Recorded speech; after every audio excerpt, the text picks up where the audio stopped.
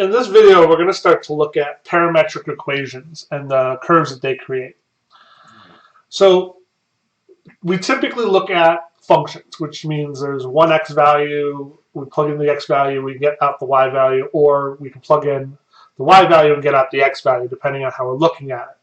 However, in a parametric equation, we have another variable. We have t, or time.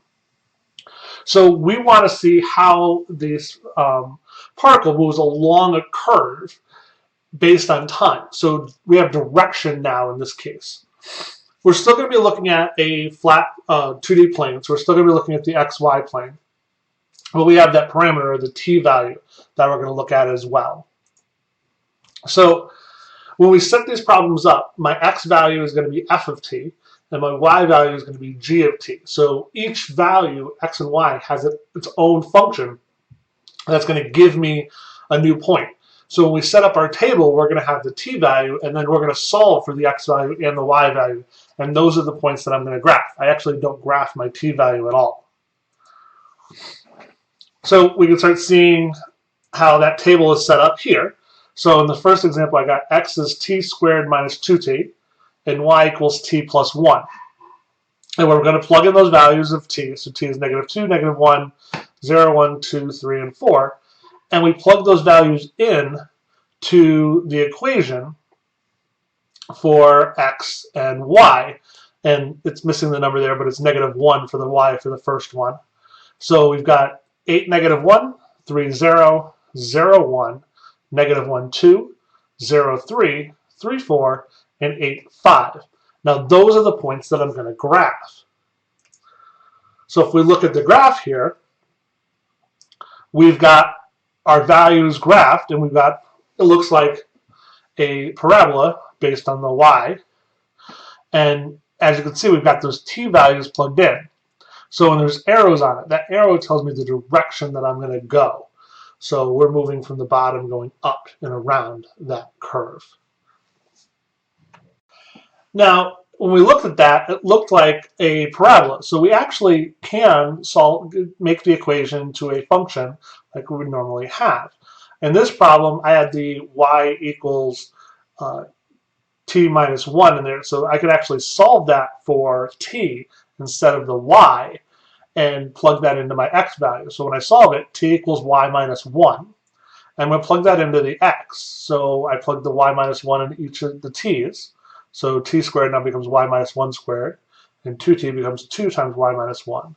And if I solve that down, I actually are going to get a parabola, the y squared minus 4y plus 3. So that would give me the exact same graph. So even though it's a parametric equation, sometimes we can change it back into an actual function that I could graph as well. Now, in the problem that we looked at, example 1, there was no restrictions. So t can be any number. However, that's not always the case. Sometimes I want to restrict my time, which means my graph is only going to work over a certain number of points. So in this case, we're restricting it from 0 to 4. So those are the only values that I can plug in, and you see we get a partial part of the graph with endpoints on it. So in this type of problem, we have an initial point and a terminal point, and then the direction that that curve is going to go in. In this example, we have x equals cosine of t and y equals sine of t. Now, if you look at this, when we graph this one out, it's actually going to give me a circle. And we can actually see another way to look at this one. If we squared both sides of that, if we squared it, made it, so we got x squared and then cosine squared t equals y, and then y squared equals sine squared t. If we plug those in, we get x squared plus y squared equals 1, which is cosine squared plus sine squared. So we end up getting the equation of x squared plus y squared equals 1, which is the unit circle. So the parametric equation of x equals cosine of t and y equals sine of t will give me that circle that we always want. So that is another way that we can graph that unit circle, is with sine t and cosine t. So now I want to show you how to use Desmos to graph parametric equations. So as you can see on my screen, we've got x equals y to the 4th minus 3y squared. Now the nice thing about Desmos is I can easily graph things like that. However, in a graphing calculator, it might not be that easy. So we can use parametric equations to graph problems that are a lot simpler to deal with and will also work in your graphing calculator. So what I'm going to do is I'm going to take the y to the fourth minus 3y squared. I'm going to turn them into a value or functions in relation to t. Now in Desmos, we put that in as a point. So we put the parentheses around it, and then for the x value, I put in the function that responds to the x, and then the y value, I put that function in. So I'm going to make it t to the fourth minus 3t squared, and I'm going to make my y value t. Now, it's going to come up with boxes to set your parameters on it.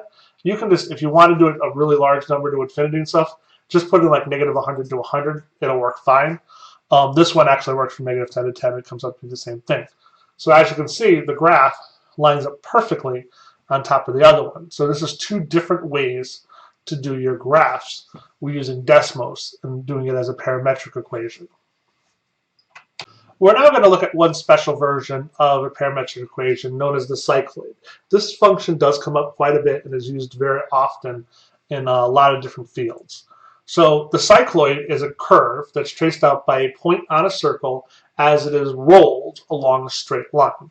So as you can see, this circle is rolled and creates this pattern, and that's known as the cycloid. So we want to come up with our equation for it, and we're going to skip ahead a little bit, and I'm just going to come up with the equation. So the function, the parametric equations for the cycloid is x equals the radius times the angle minus, or theta minus sine theta, and the y is the radius times 1 minus cosine theta. And theta is all real numbers. So if we plug those values in and we change our r value, depending on which one I want, that is always going to give me my cycloid. Notice in this problem we use theta instead of t because I'm looking at the angle changing and not time as we were doing in the other problems.